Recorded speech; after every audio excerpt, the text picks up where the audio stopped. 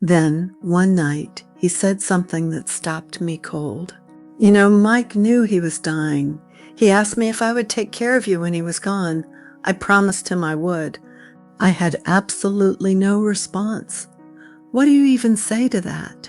I vaguely remember stumbling over my words, trying to say something like, "It's okay, don't feel like you have to make good on that. I can take care of myself."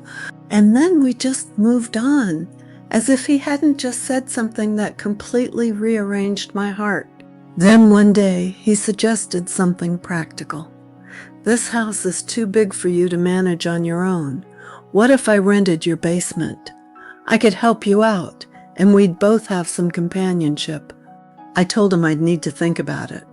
We never really revisited the conversation, but somehow Steve ended up moving in. And if I thought that I was conflicted before, well, there are no words to describe the tug of war going on in my mind then. On the one hand, Steve was 9 years younger than me, and I was very attracted to him. On the other hand, I was a new widow grieving my husband, but also very lonely. I worried about what my family and friends would think and say. Guilty doesn't begin to describe how I felt.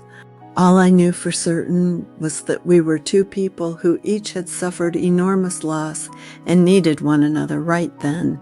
And it didn't take long before I realized I had bitten off more than I had bargained for.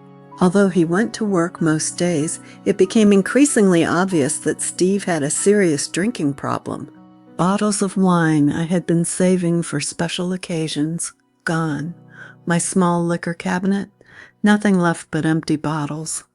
When we went out in the evenings or on weekends, Steve would conveniently forget his wallet, and my already stretched income was picking up more and more of the tab. I would sit there, listening to him make call after call, to friends rambling about nothing, and then call after call to his sons, getting angry when they didn't pick up. I tolerated a lot, just to have some companionship in my home. But then he started alienating my friends, and that was the line.